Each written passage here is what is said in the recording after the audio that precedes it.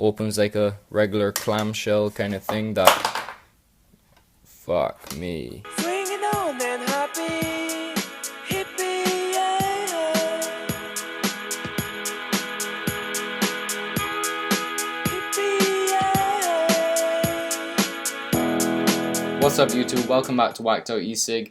This is the Council of Vapor Mini Volt. Very popular right now, but if you haven't heard of it yet, it's a box mod that fires up to 40 watts of power. It has a built-in battery. It's the smallest one I've ever owned, and it's affordable, so it's flying off the shelves right now. So without wasting any more of your time, let's go look at it up close. Okay, so this is the Council of Vapor box that the Mini Volt comes in. You don't want to rip it like I just did, but it should come out just like that. Then you get your USB charging cable, your Mini Volt. Underneath you'll get this kind of QR code with their Facebook and some strange thing there, not sure what that's about. Maybe if anyone knows that's watching, you can leave a comment. I have no idea.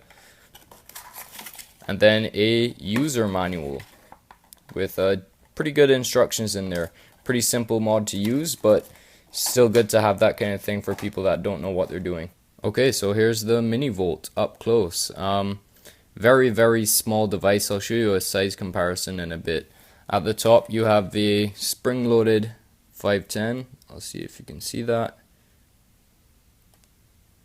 It has a kind of C-frame style, although this doesn't come off. The battery is built in, but this whole thing is actual carbon fiber, which is nice. It has a very nice feel to it, like a fabric kind of threaded carbon fiber feel. It's very nice. Button, fire buttons there, adjust buttons there, USB charging port, and a face. These aren't meant to come off, but I guess if you really wanted to, you could open that up and take out the internal battery. Council of Vapor up there, and these notches there, as far as I can tell, that's for kind of grip. There's no real purpose for that, but yeah, that pinhole I'm gonna assume is for venting, and that's honestly about it for the externals of this thing. 5 clicks of the fire button, like most mods nowadays, will turn on the screen. C.O.V, Council of Vapor, and there is your screen. Let me zoom up on that a bit for you. Okay, so that's the screen for you. If you can see, it has kind of like a kind of foggy look to it around there. You can brush that off a bit, but yeah, I've noticed that happening.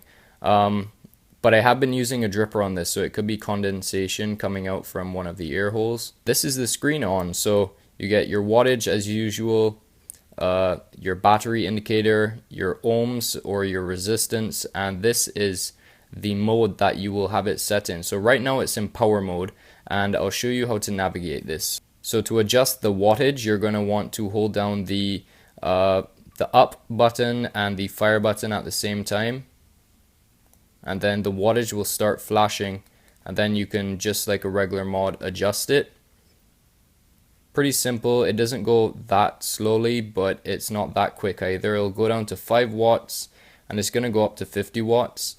And you can see it stops going in 0.5s once you hold it down, and it just goes up in 1 watt increments all the way up to 40. So very impressive that a mod this small can go up to 40 watts. I'm very impressed by that.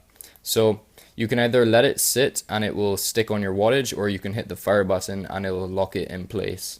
So up button and fire button was to change the wattage. If you hold the down button and the fire button, that power starts to change, and you can shift between power, standard, soft, and those are the 3 settings you get. So if you've used any mod like the SX Mini, stuff like that, I think maybe even the DNA 200 has that kind of thing as well. A few different mods have it, but basically it's how quickly or slowly it's going to ramp up, and it's a very interesting method that I've noticed in here. So soft, if I lock that in place, what it's going to do is it's going to kind of tone down the vape a bit. This is the simplest terms. I'll explain it more in the FaceTime view, but soft is just kind of more toned down. Power is going to give you, is going to bump up the power a little bit. And then standard is going to be supposedly a steady signal. So yeah, pretty impressive feature that they add on to there. It's not just a variable wattage mod. You can also set that mode. And that's about it. So this is a size comparison for you. On the right here, we have the IPV-D2, and this is the mini volt, obviously. You can see it's quite a bit smaller than it. It's about the same width, because it needs to fit the 22mm Addies, which it does. But yeah, just in terms of weight and size, this is incredibly small compared to it. I'll pull out the C.O.V 75 as well. And that just, it towers over it. It's and this is a small mod. This fits in your hand. This one is just ridiculously small. I'll set these aside. Put it next to the smallest 18650 that I have, and that's the Cloudpore Mini. And even then, you can see it's just it's a giant compared to this mini volt. So yeah, very interesting. It has a built-in battery. That's why you're not going to put an 18650 or whatever, and that's why it's so small. But 1300 milliamp hour battery, not that bad for a built-in mod this small. This is it with the Billow V2 on top. You can see that the Billow is actually bigger than the actual mod. Very top heavy device, but at least the device fits in your hand, and the only thing sticking out is the Billow. But yeah, that's just to give you an idea of an average to larger size tank on top. And this is what it looks like with the Origin V3 dripper, and this is what I've been using it on. It's just a fantastic little stealthy setup. Fits nicely in the hand, and just, yeah, it looks great. This is about the same size as a Goblin Mini, and that is also an amazing pairing for this device. So that's about it for the mod. Let's go back up and vape on it. So before we get into pros and cons, I just want to explain the whole power mode setting thing going on. The best way I can describe it is imagining a graph, and on the graph it's showing you the signal of power that this device is putting out. In soft mode, say you set it for 15 watts. It's going to gradually go up in power until it reaches that 15 watts, and then it's going to even out and supposedly give you that 15 watts for the duration of your vape. In standard mode, it should give you just a steady signal of that 15 watts and you're fine with that. In power mode, it should spike. So it's going to maybe go up to 20 watts and then go down and even back out at that 15. That's the best way I can describe it. I haven't put this to any kind of scope or anything that other reviewers do, so I can't tell you exactly if that's how it's working, but that's the best way I can describe it.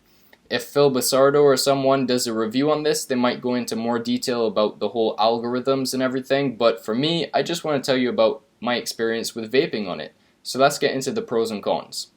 The obvious pro and the main selling point for this is the fact that it is tiny. Compared to the C.O.V 75 watt, which is advertised as a mini box mod, it's tiny. It's just ridiculously small, and that's one of the main selling points. That's why I wanted one. That's why I wanted to review it and tell you guys about it. It's very well made. I like the carbon fiber. I like the soft material. That's the rest of it. Not sure if I mentioned that up close, but it is soft, and then the other side is carbon fiber. It feels nice. The buttons feel nice. It just seems like a very high quality mod, but the fact that it only costs around 50 Canadian dollars is a big pro for what you're getting. The fact that it can fire up to 40 watts of power, obviously a pro, because the majority of vapors are vaping at 40 watts or below. Obviously there's a lot of people, especially the people watching a lot of the YouTube videos, that are firing above 40 watts, but for the average vapor, 40 watts is plenty, and also for me, 40 watts is plenty. Now let's talk about the cons. The cons that I have for this thing are pretty subjective. The main one is the fact that the USB charging port is on the bottom. For the most part, it's not that big of a deal, because if I'm charging a mod, I'm charging a mod. I don't generally vape and charge at the same time. This one can vape and charge, and that's how I like to use it, because the battery capacity is only 1300 milliamp hours. So the fact that you can get that much battery power out of something this small is impressive, but for the way I vape it, like right now, 0.5 ohm coil at 34 watts, it's dead. So that was perfect timing. I have it plugged in now, and this is how I use this at home. Because the battery life is so low for the build that I have on this, and the tank that I'm using, or dripper in this case, I like to keep it plugged in so that I know the battery life is not going to die while I'm vaping it. The problem with that is that it's at the bottom, and if I have a dripper on here, or even most tanks, I don't want it to leak by putting it on the side. But the problem is, you can't stand this up, because obviously it's out the bottom. If you try and stand it up, it's not possible, right? So that is the biggest con I've had for this thing. For the most part, I use this as a secondary mod where I'll keep it charged up, I'll throw it in my pocket, throw it in my bag. You don't even notice you're carrying it, but you know that if your primary mod craps out on you, you have a backup that's small, easy to use, and can fire up to 40 watts. So that's how I've been using it. That's who I think this is for. The other people who I think this is for is beginners. I think any beginner would be happy with something this small, and firing it at 12 watts, which is what I fire this Uber Toot, and a lot of clearamizers like the Nautilus Mini or something works perfect on this thing, and at 12 watts I get a full day out of it. So I mean, that's very subjective, but that whole charging thing and having to use this while it's charging, it's annoying. The other con is unbelievably subjective, not even sure if I should mention it, but I may as well. Say you're driving in the dark at night and you thumb fire your device as opposed to trigger fire, which is with your index finger. When you go like this, the screen is in your face and the light is just kind of distracting. If you're driving, it's going to distract you, and if you're just in the dark, it's annoying. So it's not the biggest deal, but it happened to me, it annoyed me, so I thought I should mention it to you guys. So if you're as impressed as I was when I first saw this and heard about this, you're going to want to know where to get this. Now, I got mine at the ECIG Flavorium, downtown Toronto. It's where I work, so I picked one up when they first came in, and there's another location down at the beaches in Toronto. I'll put the link in the description to the ECIG Flavorium. Right now they're out of stock. Right now, from Council of Vapor, the manufacturer, they're out of stock because they're all sold. Everyone wants one of these right now. Chances are by the time you see this video, they will be in stock and you can pick one up. So for around 50 Canadian, I think it's $49.99 Canadian, which I think is a very, very good price for this thing. If you don't need this, you don't need this. It's not a big deal. But if you just want a nice, compact, small, very, very small mod, fires up to 40 watts, is a good backup, or it's a good beginner device.